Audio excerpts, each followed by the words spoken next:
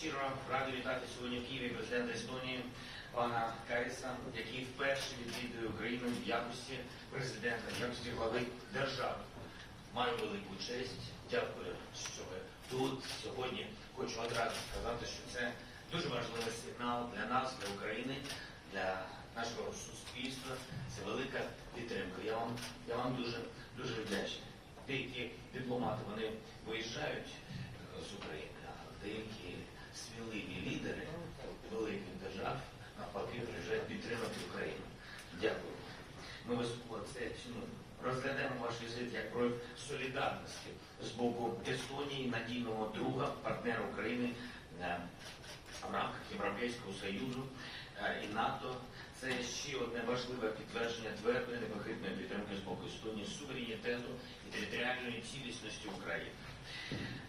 Це тим більше важливо, враховуючи вчорашнє рішення Російської Федерації про визнання терористичних утворень, так званих ДНР і ЛНР. Це новий акт агресії проти України, який потребує негайної рішучої реакції з боку міжнародних партнерів, міжнародного співтовариства.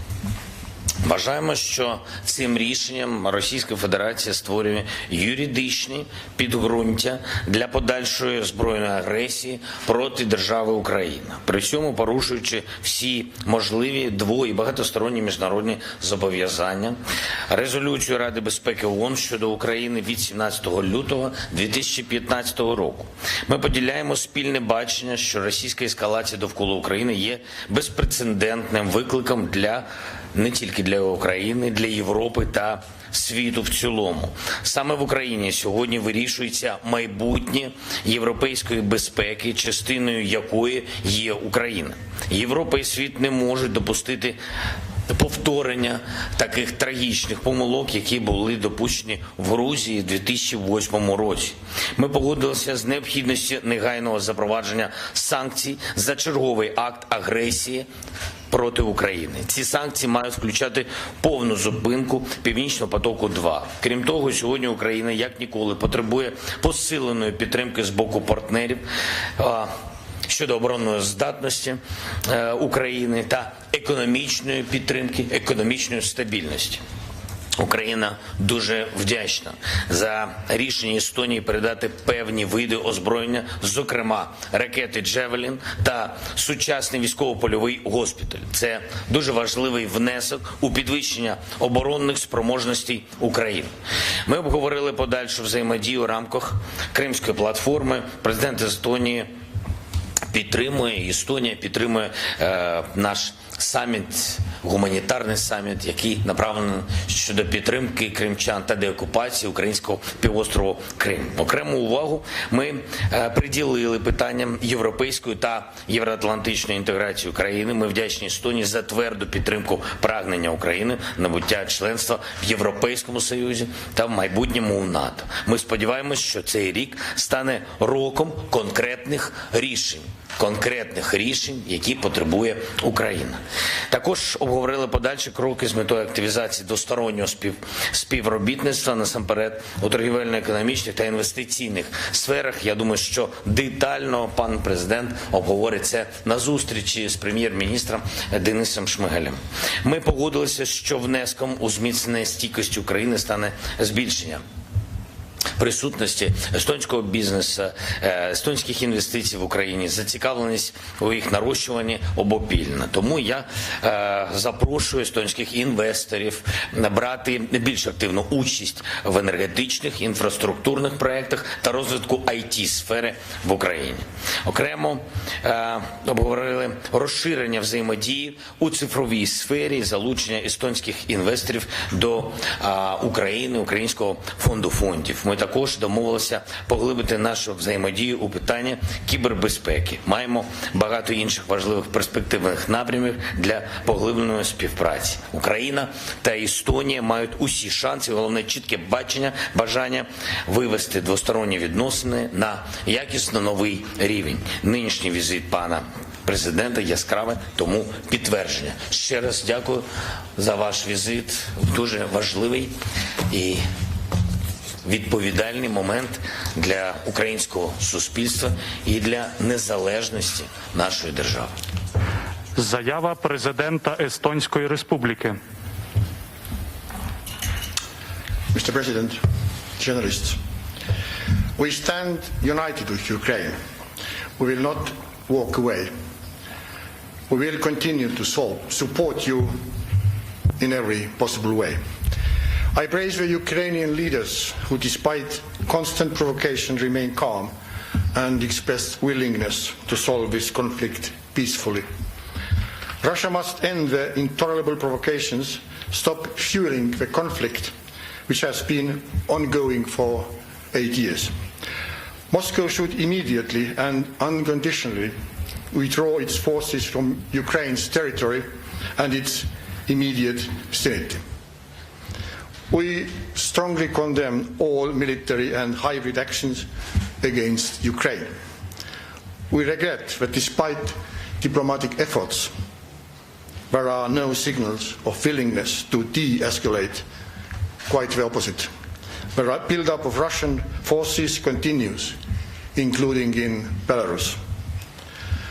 I align myself with everyone who wish we would have a way to secure peace through the force of diplomacy and dialogue. Indeed, it is a decisive moment in the European history. President Putin will answer to the future generations for his violent actions. But also we, European and Western leaders, have a responsibility to step up to our values, our commitment to Europe united and at peace. We regret every single life lost in this conflict. It is our duty to protect our common values and the democracy we all helped to build. A threat to Ukraine is a threat to the security of Europe. The minimum we can do is to step up our practical support to Ukraine, which Estonia has done and will continue to do so. In the EU, we will deliver on a massive package of sanctions and do so swiftly and decisively. But most importantly, we must keep the door for EU and NATO open for Ukraine. And we must have concrete next steps for further cooperation and integration. We know you will continue to value democracy and remain on the path of reforms. Eventually, we will welcome you as a member of the European Union. You belong in Europe. We support Ukraine's independence, sovereignty and territorial integrity. We remain fully committed to a policy of non-recognition of illegal annexion of Ukraine's territories. Ukraine has a right to defend its borders and independence, and we continue helping Ukraine to build its military capabilities to stand against the aggression. Thank you. Thank you. Шановні журналісти, панове президенти мають можливість відповісти на пару запитань. Будь ласка, 4 канал.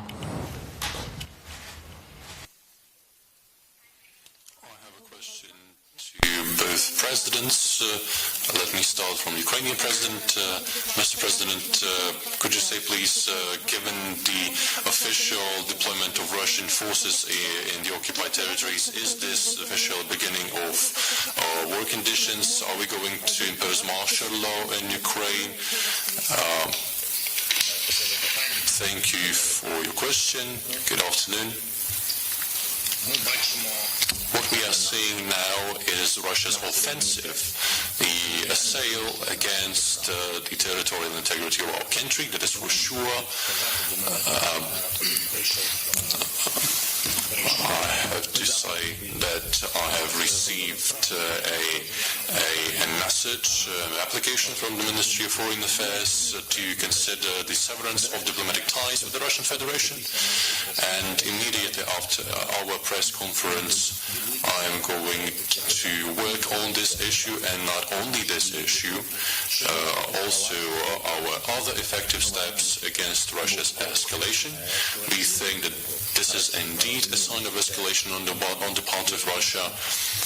We understand that this is an act of legal aggression which lays a substantial groundwork for prospective escalation on the part of Russia and the militants it backs that are occupying Ukrainian territories. We are aware of all the risks, and we call on Russia once again to resolve this issue through dialogue. We have to sit at the negotiating table. We are ready to do that at any platform, and Russia is perfectly aware of this. And by the way, not only Russia. In recent months, we have held consultations with majority and nearly all leaders of the European Union, the United States of America, the United Kingdom, Germany, France, etc., with all of them. And we have proposed various kinds of dialogue where Russia would be represented. We have received their response, and that response came yesterday, and we have seen it. Ukraine has to respond to us, defending its sovereignty and our country.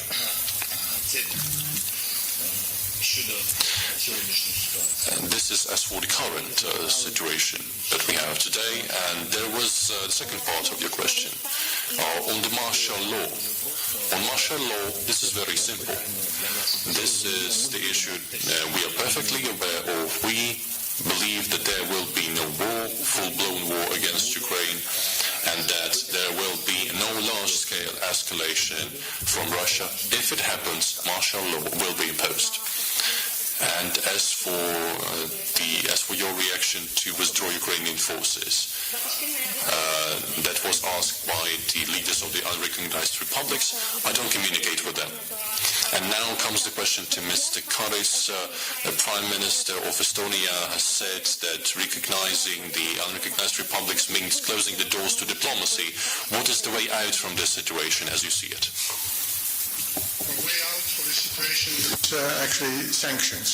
And of course, it's not complete end of the diplomacy, but it's definitely we try to continue not to negotiate, but to talk to the Russian side, because the main issue here is if Putin doesn't care about the Ukrainians, he should think about Russians and their fate, because the war and aggression is not the way one country should go. І ще запитання від MTV, будь ласка. Another question from MTV. Two questions. First goes to President Alar Karis. I'm from Finland, Finnish MTV channel. Okay, you said, Mr. President, earlier that you want NATO to secure and with more fighters in Estonian airspace. Are you afraid that the Baltic countries are next in Putin's list? Thank you for the question. First of all, I'm not afraid of anything. And the second is, it's not a question of Baltic states or any other NATO member. If things escalate, it's a war against NATO, not against Estonia or Latvia or any other country. So this is one should keep in mind. Okay, and the next question goes to President Zelenskyy. You also asked some help from Finnish government. The situation has changed very rapidly now. What kind of help you need most at the moment? And what is your opinion that the non-NATO countries like Finland and Sweden, how we should react to this current situation? Thank you. Thank you very much. As for the help that we need at the moment, we appreciate for the assistance that we have have already received. We do not choose what kind of assistance to get and the amount of this assistance from certain countries. Nowadays, any kind of assistance is very important for us. Public support, sanctions are very important as well, as was already mentioned in part by the President of Estonia. I'd like to express my view as for sanctions assistance. I think that partly your question contained the answer. All events are now developing at a blistering speed. So the assistance has to be very urgent. As we have seen, Russia has recognized these republics. And it was a very brisk step, and the response has to be brisk as well.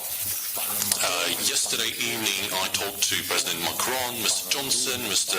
Olaf Scholz, Mr. Biden, Mr. Duda, and all of them, I think, have to demonstrate a very urgent response, very swift response and assistance.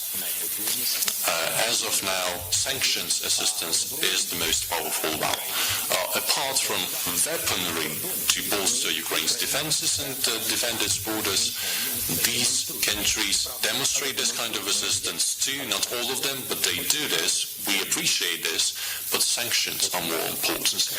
They are more powerful that they can the potential to influence the possible escalation on the part of Russia. We should not wait until it happens, because the first steps towards this escalation have already been taken. Therefore, I think that the legal act of aggression has been committed already.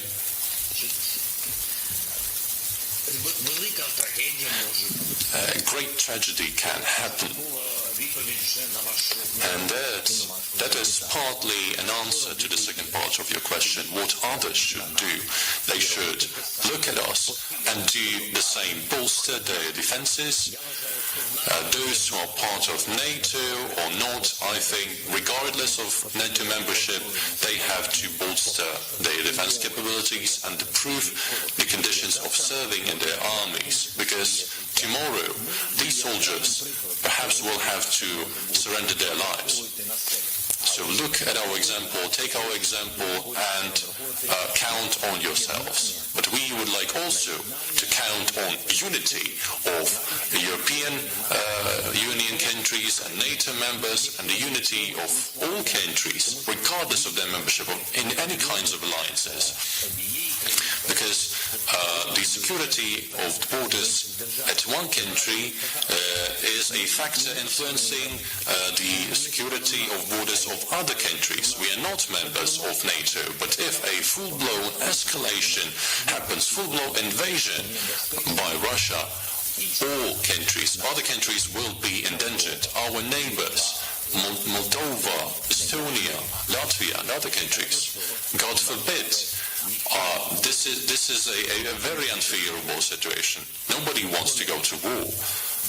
No one wants it. People in Ukraine want only peace. They are longing for peace, but we have to be prepared for any kinds of steps, aggressive steps from our neighbors.